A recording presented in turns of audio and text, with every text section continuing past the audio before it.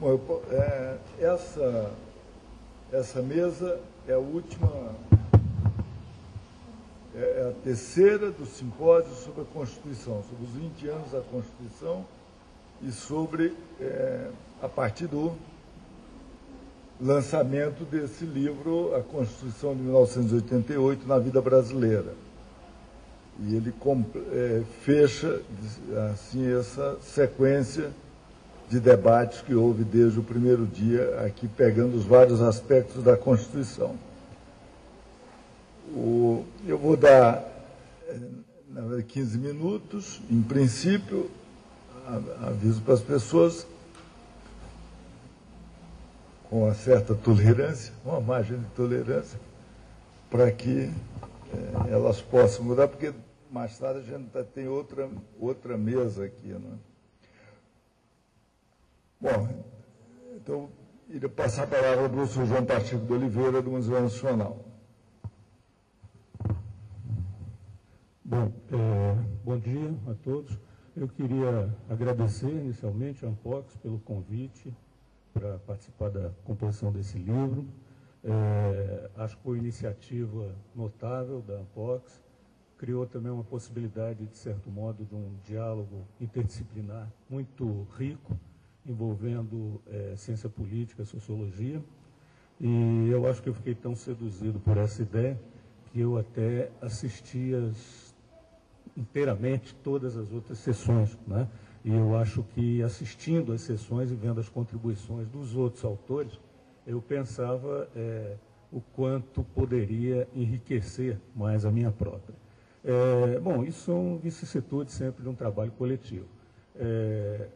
Acho que, de um outro lado, acho que é importante observar, quer dizer, o texto escrito tem uma direção e a exposição oral tem uma direção completamente diferente. Então, eu vou, de certo modo, ser bastante esquemático, vou apresentar basicamente conclusões, com poucos detalhes e com poucas observações. Isto espero que vocês encontrem, quem quiser observar, dentro do próprio texto, né?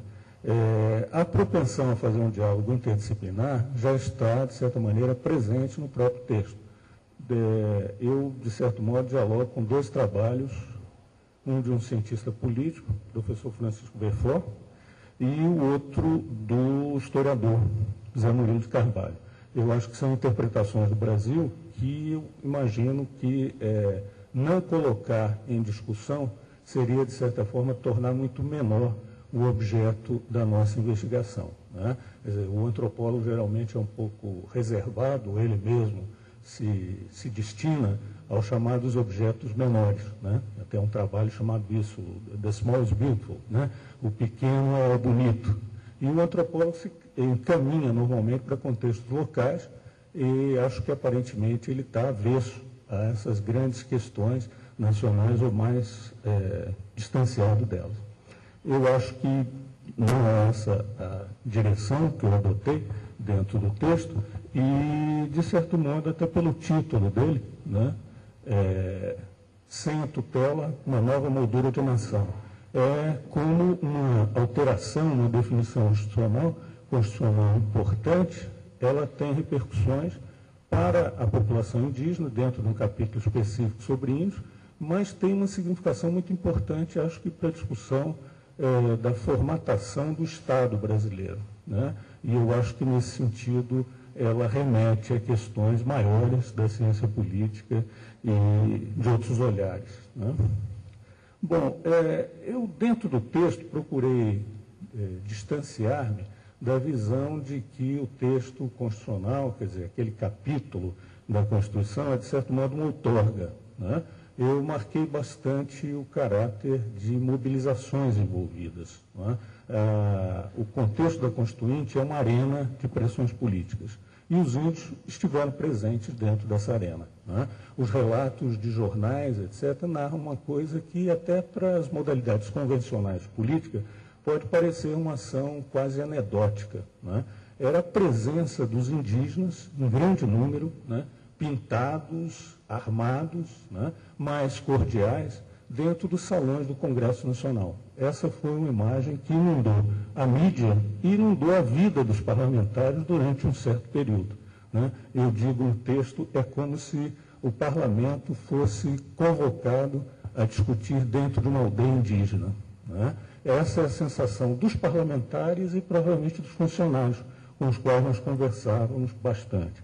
E nesse quadro, a questão da diversidade cultural brasileira, ela veio à tona não como uma reminiscência, não como uma coisa do passado, mas efetivamente como um dado da própria realidade que os parlamentares e os constituintes lidavam no seu cotidiano.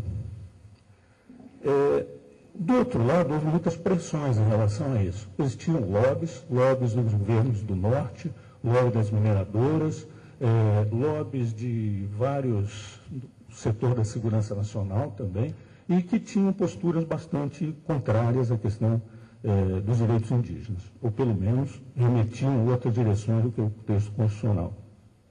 Um ponto importante, né, eu tenho que ser muito rápido em relação a isso, seria talvez dizer qual é essa nova base doutrinária que resultou da Constituição de 88. Acho que basicamente aí é uma questão, 3 pontos, né? Primeiro foi a redução ou abolição da noção de assimilação dos índios, né? Quer dizer, todo parâmetro legal e de ordenação do Estado estava marcado dentro dessa ideia de que ser índio é uma coisa temporária e que ela caminha para a sua superação e sua integração dentro da sociedade nacional. Um segundo ponto seria a questão da tutela, né? Quer dizer, é explícito dentro do texto da Constituição a capacidade jurídica e civil dos indígenas, a diferença de todos os textos anteriores. E é importante observar que é mencionado no capítulo, não é mencionada a Fundação Nacional do Índio, mas é mencionado o Ministério Público Federal, que já vai ser um componente extremamente novo da própria Constituição, né? Como observou a professora Maria Tereza Sadek, né, dentro desse próprio livro e na exposição que nós vimos aqui.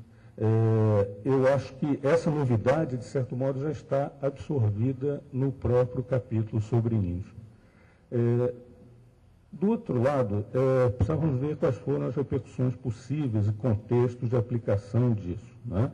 Eu não vou me deter nos contextos de aplicação, porque seria impossível, né, realmente dar conta disso. Fica por conta de leitores interessados, etc., mas sinalizaria muito rapidamente que houve uma rejeição total da parte do organismo especializado de trabalhar com essa questão, no caso a FUNAI ignorou o texto constitucional, basicamente, durante quase 2 décadas, né? O último presidente da FUNAI ainda mencionava a tutela como vigente, né?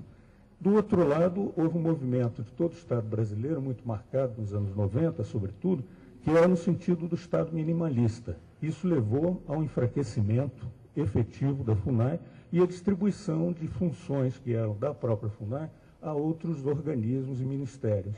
Então, de certo modo, a FUNAI passou a ter como sua única função, ou pouca função, a questão da definição das terras indígenas e a questão dos índios isolados, né? Ela não tinha mais função na educação, não tinha mais função na saúde e não tinha mais função em relação ao meio ambiente. Quer dizer, o órgão estava com o seu âmbito de atuação muito limitado.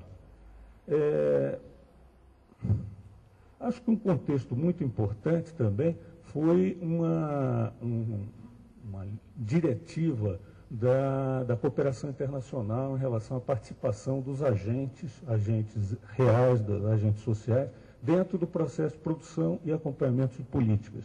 Então, efetivamente, isso seguiu orientações do Banco Mundial, de vários organismos internacionais, mas isso criou para os indígenas espaços muito importantes, dentro de vários ministérios e dentro de várias áreas de atuação. Assim foi na área da saúde, com a FUNASA, com a criação dos distritos sanitários especiais indígenas, com conselhos especiais no Ministério da Educação, com conselhos também no Ministério do Meio Ambiente, no Ministério da Reforma Agrária, da Desenvolvimento Agrário, enfim, em vários contextos dentro do governo.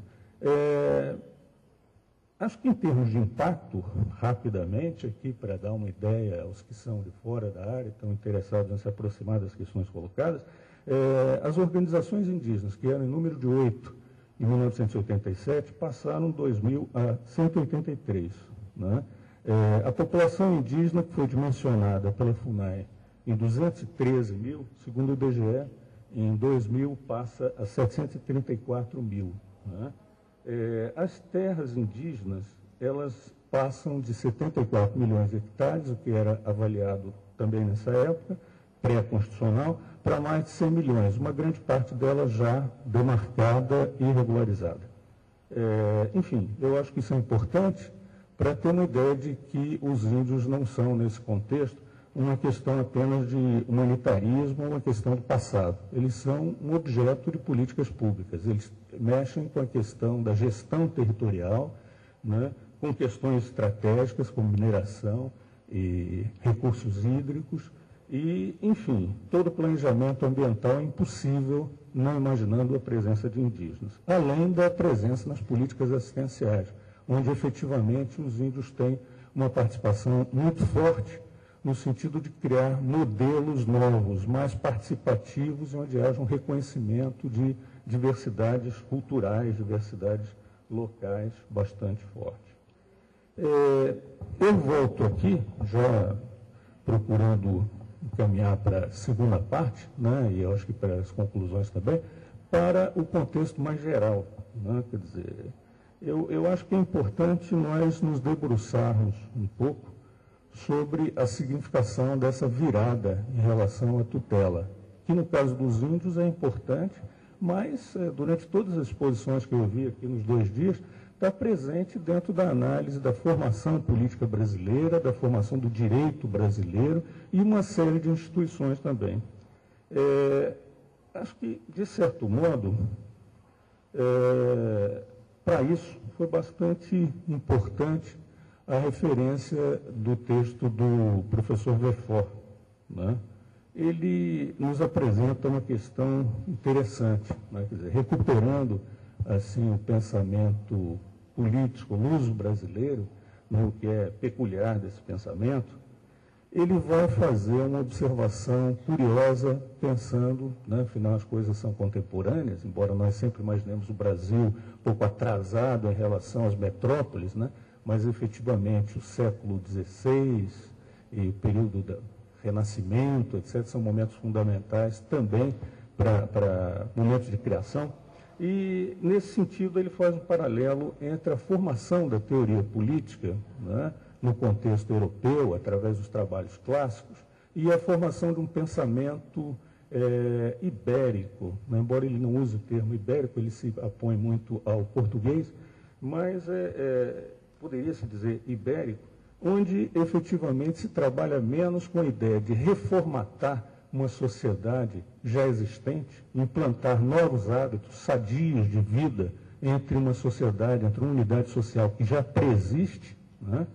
E, de certo modo, o que era o desafio dos colonizadores ibéricos dentro do Novo Mundo, que era incorporar populações diferentes, populações que têm nos seus costumes, na sua língua, na sua postura gestual, né, enfim, todos os seus universos desconhecem inteiramente aquilo. Não se trata, então, de reformar uma unidade, se trata de incorporar o diferente. E eu acho que essa reflexão, para mim, foi muito fundamental para entender e voltar a entender melhor o próprio elemento da tutela, como nós trabalhávamos em termos de indígena, né? Eu acho que é um componente muito maior do Estado brasileiro, e aí eu não diria que é uma espécie de um cultural lag da FUNAI em não agir, mas eu acho que é uma questão das estruturas estatais brasileiras que operam dentro de outro ritmo e dentro de uma resistência específica a sair desse modelo. Esse modelo, eu acho que a questão da tutela é um pouco esvaziada de significado quando ela é pensada sempre através do que os textos legais falam, né? O índio, o menor, né? A mulher casada, o louco, o pródigo, né? São aqueles que são incapacitados pelas ações que fazem.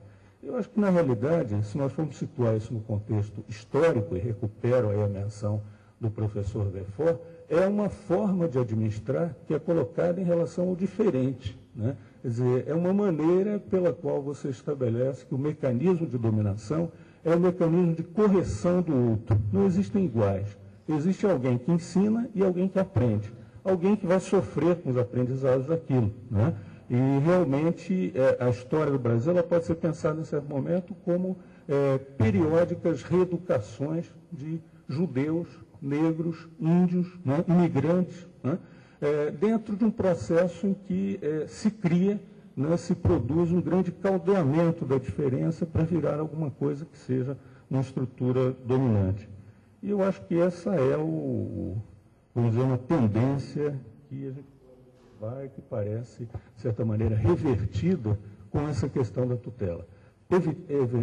Efetivamente, as repercussões disso são muito amplas, extrapolam em muito a questão indígena. Certamente, outras pessoas vão explorar essa dimensão em outros domínios da vida social, etc. Agora, eu poderia indicar algumas repercussões disso na própria sociedade nacional, desse novo texto legal e novas práticas administrativas que são colocadas.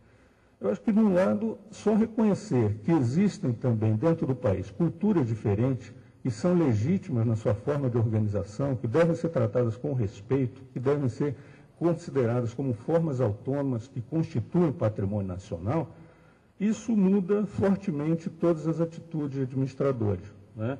E eu acho que cria um espaço muito importante a nível de governos para o estabelecimento de políticas, né, diríamos aí, seguindo o Foucault, né, talvez na ideia, da recuperação dos saberes dominados, de todos os saberes que são desconhecidos, ignorados, reprimidos. E eu acho que dentro disso entra muito mais, né? Os índios foram uma parte da composição da diferença nacional, né, da grande diferença nacional, mas não são os únicos, nem demograficamente seriam ainda hoje os mais importantes. Acho que, em relação a direitos em geral, isso cria uma pressão governamental muito grande no sentido, não de um igualitarismo abstrato, mas no sentido de uma recuperação do valor dessas diferenças que são próprias da composição da nação brasileira. E eu acho que até quem observa uma série de programas governamentais, e até a famosa divisa, né, adotada propagandística pelo governo, forma propagandística pelo governo Lula, né, um Brasil um país de todos, né, a ideia da inclusão, né, eu acho que, de certa forma, apresenta uma possibilidade de exploração desses espaços institucionais abertos pela nova Carta. Acho que um terceiro componente também muito importante é a questão das terras, né? Quer dizer, não houve uma definição exclusivamente pretérita do índio, né? O Constituinte ele não fala mais, como eram as ideias mais ou menos infusas no passado, de terras imemoriais, ou a legislação existente, isso é acabado, né? Se fala da ideia de terras tradicionalmente ocupadas, quer dizer, tradicionalmente não remete a períodos pré-cabralinos, né? Remete a posses tradicionais, a padrões culturais, a formas de intervenção em relação ao meio ambiente. Então, nesse sentido, abre uma ideia da posse, não como uma coisa de uma população que é antecedente à formação do Brasil, mas como uma parte da população que construiu o Brasil e que continua a ter acesso em relação à terra, mesmo que esse acesso não seja um acesso legitimado através de títulos de propriedade, né? Eu acho que isso cria uma mudança radical muito interessante. Eu acho que dentro desse movimento está situada toda a reivindicação, por exemplo, que nós vemos dos indígenas do Nordeste, de várias partes do Brasil, inclusive da Amazônia também, em relação à recuperação de territórios que foram perdidos, né, territórios de antigas missões, são reivindicados e ocupados efetivamente ainda hoje por eles. Do outro lado, o impacto disso é enorme quando se estende um pouco mais essa ideia. A ideia de terra tradicionalmente ocupada foi fundamental também para a materialização do item sobre das disposições transitórias em relação aos remanescentes de quilombo, né? A ideia de que efetivamente está tratando com uma tradição que está sendo colocada em prática. Aí você já não tem, a tradição não é mais uma coisa fixada, existente no passado, ela já é alguma coisa que está sendo atualizada por comunidades de hoje.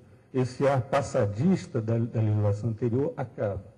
E eu acho que isso se vê hoje, por exemplo, no explorar, no espolcar aí de uma série de demandas em relação a quilombos.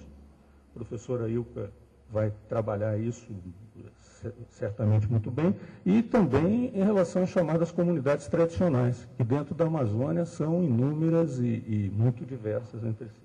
E eu terminaria realmente chamando a atenção, então, para uma peculiaridade de todo esse modelo, né? Quer dizer, embora a gente seja muito pelas modas norte-americanas e a reação europeia à peculiaridade norte-americana também, há uma discussão sobre multiculturalismo. Não é multiculturalismo que está em jogo dentro dessa proposta. Nem pelo lado da Constituição, nos que elaboraram essa parte de índios, nem pelos fatores pertinentes que atuaram em relação a isso. Eu chamo a atenção em relação ao papel crucial da cooperação europeia, que também não tem essa ideia de multiculturalismo, são verbas para o desenvolvimento, são verbas para integração e desenvolvimento, e, por fim, pela questão dos próprios atores sociais. Eu acho que os atores não estão se imaginando como peças de museu, como peças fixas, que serão respeitadas dentro de diferenças cristalizadas, mas como componentes em mutação de uma composição do país. E eu acho que aí remete a uma visão de autonomia bastante interessante, remete assim, à participação social dos próprios movimentos. Eu acho que, basicamente, esses seriam os sinais positivos que eu vejo dentro dessa nova carta, no sentido de instituir um espaço de invenção social para que a Constituição venha a ser alguma coisa mais adequada ao contexto atual brasileiro. Muito obrigado.